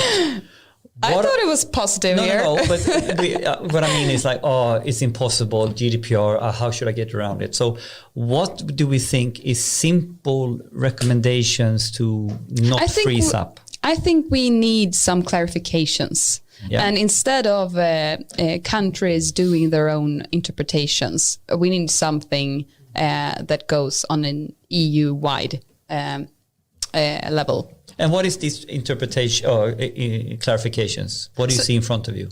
This is good. Yeah, but I mean, on GDPR, for example, we have requirements when it comes to automated decision making. Perhaps we can have some clarifications there. Clarifications around. Are you talking about examples, or what is the clarification that would help? Yeah, examples. Examples is a good idea. Yeah, that's a good idea. And also, I think there is examples out there, but the problem is that people aren't aware of it. And I also think that the data inspection authority, which is now called Integritetsmyndigheten, they are doing really good stuff. So, I mean... can we recommend any sources that helps guides a normal Swedish company to get on top of this? Examples, or this myndighet. Yeah, Integritetsmyndigheten. It's the EU has groups that are specialized in this. There's a lot of information. Yeah, there's a lot of information. And by the way, how many has actually read the law? Yeah. I mean, let's start there. In Vattenfall, a lot of us got certified. This was a hardcore big program, and I'm really grateful for that approach. That we took education on the GDPR, on the actual law text, and how Vattenfall lawyers interpret it, and how we now indeed need to act when we build systems. I find that extremely professional. And basically, when we had done that, I wasn't scared anymore. We took it seriously and understand legitimate interest, right? What is legitimate interest? And then we could understand that actually in order to run a network, we need to have data around people's energy usage. So this is legitimate interest. So here we go. GDPR is off that topic. I'm just giving an example that sort of, to really know what you're talking about is number one, I think, for more people than the lawyers. I'm thinking about jumping into another topic. Yeah, let's go there now. And Evelina, I'm a bit sorry for pushing you a bit hard, just because I know you so well. I don't want to make it sound like I'm giving you an easy time. So hope you excuse me for pushing you a bit hard. But there was a famous example in Google for this person, Timnet, or what do you remember her name? Timnet, right? Which one? It was a person that was working with the ethics departments in Google. The ones that left Or was fired, or what's her name? I forgot her name. I think Timnet something. She was doing this work on a paper trying to identify the challenges with the big transformers. Yeah, stuff like this. And she spoke specifically about big NLP models, something we work a lot with in Peltarion as well. Gabriel. Yes. Exactly. And she spoke a bit about, the environmental impact that these kind of learning of these huge models will have, and potentially also biases that may be inherent in these kind of huge, like many hundred or even billions of parameters or models have, that is hard to understand sometimes. And we of course don't know exactly what the circumstances was, and it's one side what you hear publicly, and another thing what really happened internally, probably.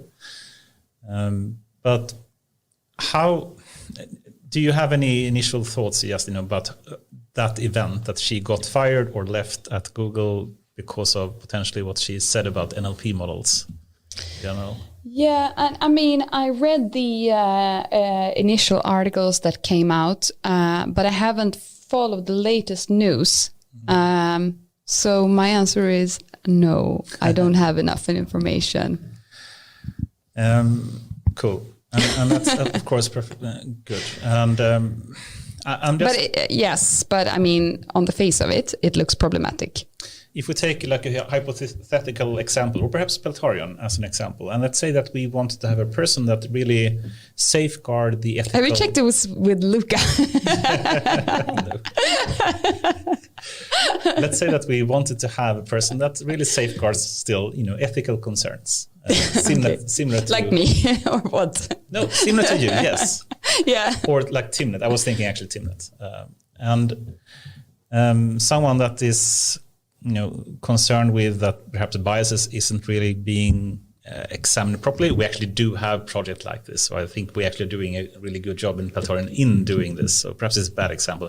Let's take a company in general. Go there instead. Because, we actually have, projects looking in specifically into biases in NLP models, etc. Yeah. So I think that one of the few companies actually doing that is actually we. So still, bad example. But how can we do this? And I just like to give a metaphor, an analogy to, if you want to bring like an AI expert or data scientist into a product team, they usually have a really hard time doing that because they challenge things. They say, do you really have the data to prove that this is correct? And let's say you have a similar kind of person, an ethical person that is, have the responsibility to make sure that we act in an ethically correct way. That's hard to bring into because they usually get a lot of pushback saying we need to push this kind of product forward with the next version very quickly. So you are also, I think you're responsible for the ethical questions in Peltarion as well. But still, do you see that kind of challenge, the problem of, being the person that potentially is blocking a bit, but still kind of safeguarding these kind of ethical questions? Yeah, but I think it comes down to actually having mandates and the power to know. It shouldn't be only like a showcase and saying that, well, we are an ethical company. Look, we have this ethics officer. Because if you just scratch the surface, what can this person really do? And when it comes to ethics, I think it should have the same mandate as like the compliance function has. Right. How is this set up? I mean, because we are talking about AI ethics, and this is maybe a role that a lot of companies will need in the future. Like we started with privacy officers as part of GDPR. Yeah. And I can see how this is going into AI. Yeah, it has started. Yeah. And I would argue that Peltarion is probably one of the most mature companies in Sweden around operational AI ethics. You're doing real research on it. So may I ask, how are you operating AI ethics in Peltarion? What is that part of your role? Evelina, Yeah. how do you drive that as a role model for how people Yeah. could think about Of course, establishing these roles? Yeah, of course there are different approaches, and I mean you can work with policies, you can work with processes. Like if you are to build this new model, you can have a rigorous process where you need to check Just certain like a checklist, things, exactly, check questions, checklist, etc.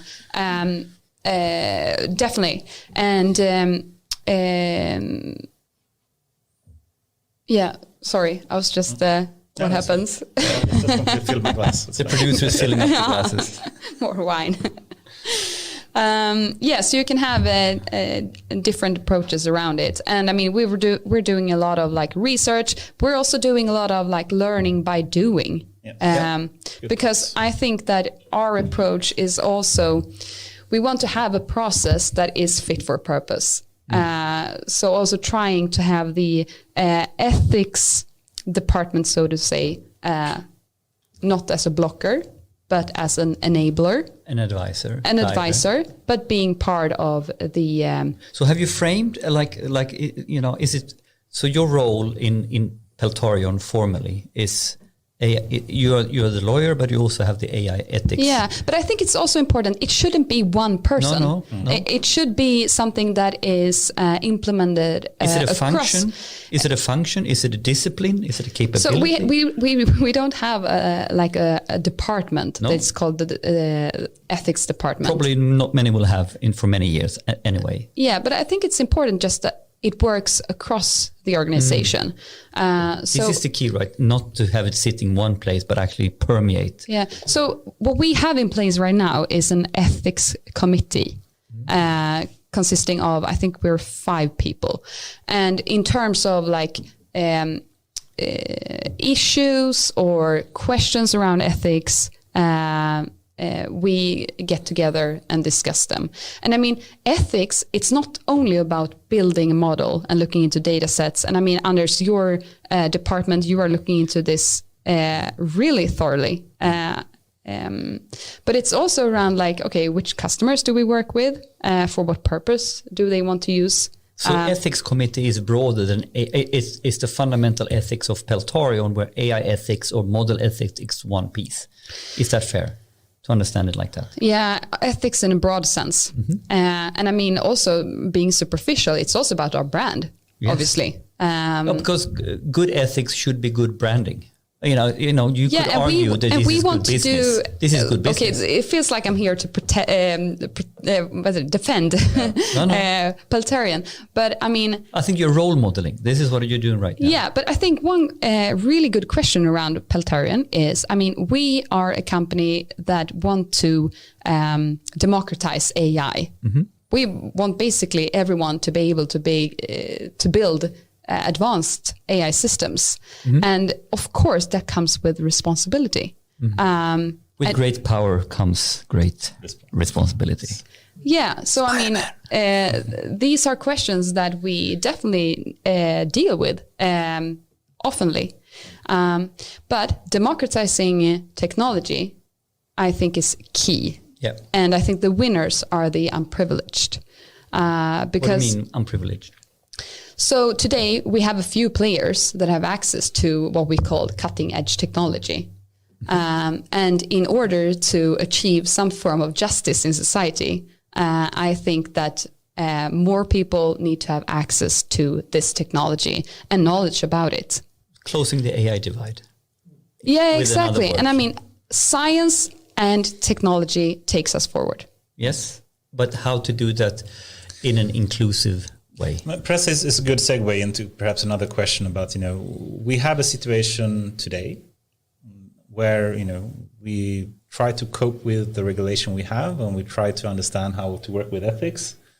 But of course, there are ways to improve. And if you, Evelina, were to think in coming years, and if you were, let's say, someone to give guidance. I'm sorry for pushing this question. I see you Anders, what are you going to ask me now?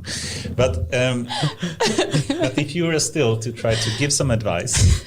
Troll example. What would you choose? If you were to give some advice for politicians or for policymakers in, how can we make innovation still happen while maintaining a proper, regulation ethics in place. Do you think?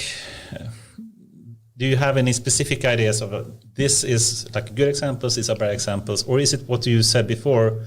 Let's simply build up a big like use case library and trying to find examples of doing that, and then see how we can learn from that. Or you know what? My simple answer is diversity, and I'm not just talking about women and men, because I think diversity in terms of skills and knowledge. So bring everyone to the table. Not only tech people, not only politicians. Great answer. You need everyone. Yeah. And then I think bring the tech companies to the table. Yeah. Because, I mean, I think the innovation is happening there.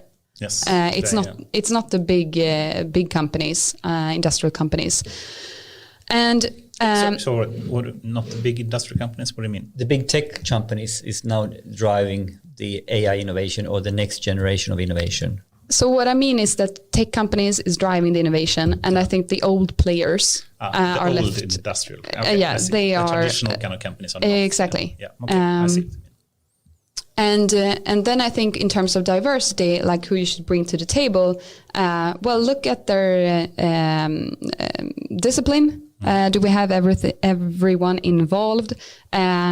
Do we share the same opinions? If we do that, we need to bring in new perspectives. And then, I mean, look at the boards, who sits there. I think it's too easy now that companies come away with not having diverse boards. But actually, I love this angle on diversity. And I really think you're pushing a very, very, very important topic. Because if I go to some of the politically correct companies right now, I'm not naming any names, but big corporations, they talk about diversity, they put it high on the agenda. And I argue that they are far from diverse. They are even the startups as well. No, I mean, and the way I see it is like we then talk about politically correct diversity, then we are meaning gender or race or something like that, right? Which is really important.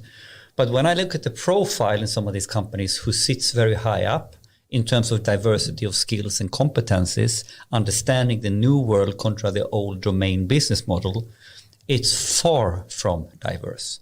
It's economists, the bean counters, I'm rude now, and it's sort of the engineers of the old domain, right? That's it. I can go to any of the industrial companies in Sweden and it basically looks like that. So do they have anyone with AI true competence on the board? No. They have bean counters on the board. They might have marketing guys. They have maybe engineering guys. And I think, so when I look at diversity now, it's about different skill sets. It's the cross-disciplinary team needs to be represented in the board. So I really like when you say diversity in a broader sense than what I would call the politically correct diversity. So I'm not pulling down on more women or all this, but I think we are really quite homogeneous in our different industries. And you see it in recruitment, on the CV recruitment, that a business controller needs business controller skills. I don't see AI skills here. The same goes everywhere. So I think this is the main point of diversity that is being missed on a big scale. Cool. And the time is almost up, but I'd like to cover at least one more topic before we end up with the normal kind of questions. But I know you're a big fan also of women in tech, and that's something I think we all really want to promote and try to improve in different ways. And you're also an investor or angel investor in some way, right? I've actually invested in a vineyard. Really? Yeah. Swedish one or? Yes. Oh. At Gotland. I actually have a wine rank myself. But oh, really? It died so because of my neighbors. Long story.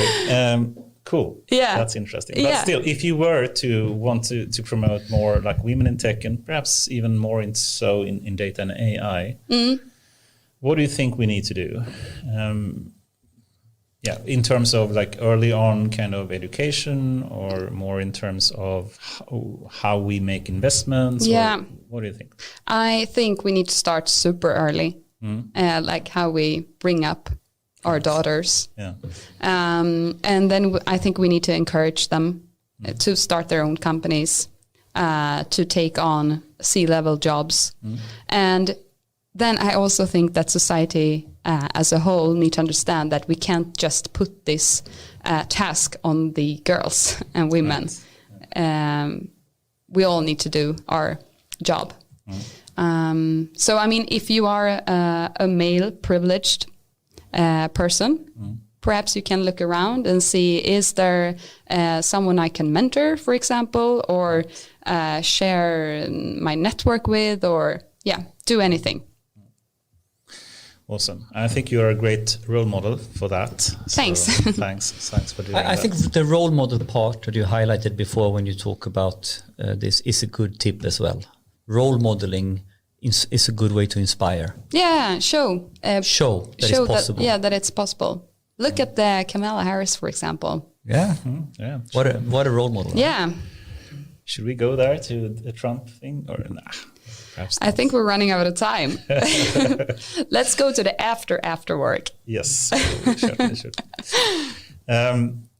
But I'm so eager to do this. Now, okay, should we have a last topic potentially? We have 10 minutes. I think it's okay. Okay, so I have to bring up a bit about singularity. Is someone still there listening to us? Poor people. And singularity, you know that very well, but it comes a point in time where the AI becomes, super intelligence, meaning, it will not only be better than us in playing chess or driving a car or playing Go or whatnot, but actually in a generic sense. And potentially will come a point in time where we will lose control. We can't pull the plug in some way. And then the question is really, will that be a positive or negative impact on humans? This is more of a philosophical question, but what do you think about that? I think it's super interesting to hear what the people researching in this field thinks about it. I mean, I don't know. Will we get there? I don't know. Do you think we will not, or do you think it's just a matter of time, or what's your... I think there is a risk, so to say, that we will get there. So what I think is super important is that we today put resources into building AI ethically, and make sure that it's transparent, explainability to the extent needed, so that we don't end up in a situation where we as humans can control it anymore. So the explainability and all this, we're talking about the ethical stuff, is also about not losing control if we take the singularity perspective. I believe, and I really hope that it's not a game that we have already lost. I think that if we put resources into it now and actively do something, we can control it. Do you think it's necessarily bad if we lose control? Let me ask in a different way. Yeah. Do you have control of your kids today? I hope so. They're still so young. But that's definitely something I should think about, because now my... illusion of control. Exactly. My oldest is 4 years, and every day I'm just like, oh my God, this is actually a human with his own thoughts, his own mind, and he's definitely going to be taller than me. He's definitely going to be able to carry me away. So just physically, I feel like I've lost control already. And just hypothetically, if he also mentally were to be 10 times smarter than you, that's not possible. But just hypothetically, if he were to be, a super intelligent person, well, I'm going to be proud mom. Yeah. Would you relieve control to him and let him guide your decisions? Okay, I see where you're going. Yeah, if he is smarter than me, and of course, I mean, we as humans makes mistakes all the time. Yes. Yeah, I see where you're getting at. But okay,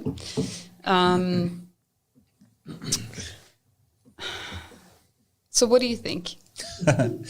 I think it's super fine, you know, and I'm not sure if I should bring up this kind of bad metaphors, but I would love to have someone tell me what to do and say, this is a good way to act, and this is why.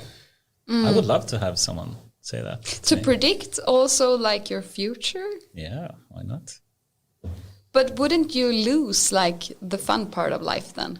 I can still be radical and choose to not to, but I still have the option to have the information and knowledge of like all the answers. Not all the answers. You can never be 100%, but still I have more information than I otherwise would have. But that's an interesting question. Like if you were able to find out if you if you are to like die in a couple of years. The AI have told you have 5 years, 2 minutes and 12 seconds to live. Would you really want to know that? Want to know that? I certainly don't want to know all information for sure. That's a very easy answer. I think some information is better not to know than others. But for some type of information or some type of knowledge, and thinking knowledge in the difference between information and knowledge as I see it is information is something that you understand what it means, but knowledge is knowing how to act. And I certainly want to have knowledge in how to act, but I not necessarily want to have all information for sure. But okay, so let's tweak this a little bit. Like there are different views and researchers talking about how will we as humanity or people function if we don't have creativity, if we don't have a job to go to, you know, and all this. So it's almost stemming out of this whole we lose our jobs point of view. But I've read a couple of articles which are very loud in relation to, you know, we don't want GPT-3. We need to write ourselves, you know, stuff like this, right? So where is this going? If, you know, the more automated and the more tasks out there that can be done intelligently by machines, you know, what are the things that even if we have singularity, we actually, in order to survive as, you know, humankind, that we will, you know, you know, the argument is we will rot from the inside, and then we will create war and anarchy because we have nothing to do. We are destructive. But I think we already have big problems that we need to solve before that happens, like the environment, for example. And in that sense, I think that AI will be one of the things that can help us have a planet that sustains humans in the future. This is a good... It's not the single answer, but it's... No, but I think it's actually, before we start talking about the theoretical problems in 50 years, let's use AI for the next 20 years to at least survive. Or 10 years, survive the next 50 years. So basically I think that's a great ending point as well before we take the final questions. We do have so many societal challenges today. Yeah. Not the least with the so corona let's fix today. them first, and then economical, with the poverty, with education, environment, medical, energy, healthcare, water. So many problems, you know. So what are the questions? Is there any questions? So, you know, if we have all these challenges, why are we afraid of using the best technique that we can to simply solve them, right? So it's a rhetorical, it's a leading question. So we are scared of the unknown, but it actually hampers us from doing things that makes us survive. It's a terrible idea. But like it's a leading question, Anders. Obviously, we should do it. But hopefully... we all agree, and I'd like to hear you confirm that, Evelina, but as well that we have so many needs for being able to work more efficiently in our society today. And AI can be a small part of helping that. Right? Would you agree? Yes, and that's why I work at Peltarion. Awesome. Evelina, what's next in your life in coming weeks, months, personally, professionally, or something else? Yeah, I am actually in the process of starting/launching my own company on the side. Oh, really? We're in stealth mode, so I can't tell anything more about that, but it's definitely taking up a huge part of my time right now. And what I can say is that it's combining everything I've done and everything I stand for. And I can't wait to announce it in the coming months. Yeah. Some hint or some kind of clue on? I thought I just said that. But it's, leveraging new technology such as AI to improve our society. That sounds perfect. Yeah. Wow. We need to keep. We have to continue the after work to get more information about this. We later. need to a couple more beers. As soon as we turn off the mics. Evelina, is there someone else that you would recommend to come on this podcast that you would like as a listener to hear? Us interrogating as much as we did. Yeah, exactly. So there are so many people that I want to hear here. I'd like to hear Sophie Nabset from Sana Labs. Oh, right. I'd like to hear Elena Kell from H&M. And I also want to hear, I can't give you names, but I think that could be a task for you, people that have not really tapped into AI, but are eager to do it. Right. And to hear their thoughts, their challenges, so you can, bring them on this side. To hear opinions from people that may not. No, but I think the people that we, and I think I said it in the beginning, and sometimes I think perhaps I shouldn't say it, but I think there is insufficient awareness and education among people not in the tech industry or in tech companies. But perhaps I'm wrong, and it would be interesting to hear a non-techie talking about tech and AI. And so I think this is great because we have talked about the way to really demystify AI is to also have a lot of different perspectives. Yeah. So industry leaders, users, maybe even a doctor. I said I want to get my father on this show. He's an old surgeon, and he doesn't know anything about AI, but he knows about business problem of hospitals. And so actually exploring this topic with someone who has no clue but is eager and to innovate. And, because it also gives another conversation and also highlights maybe what we all need to, I think it's a massive adult learning exercise in society for us to be better at speaking about these topics. And I think that's what you want to benchmark or get the feeling for, or how and in order to approach and get to these people, I think we need to understand what their obstacles and challenges are, and how they talk about these topics, because they use a different lingo. Good, I like it. Very good idea. I like it as well. Understanding the challenges of people outside of the AI world, but potentially need for it.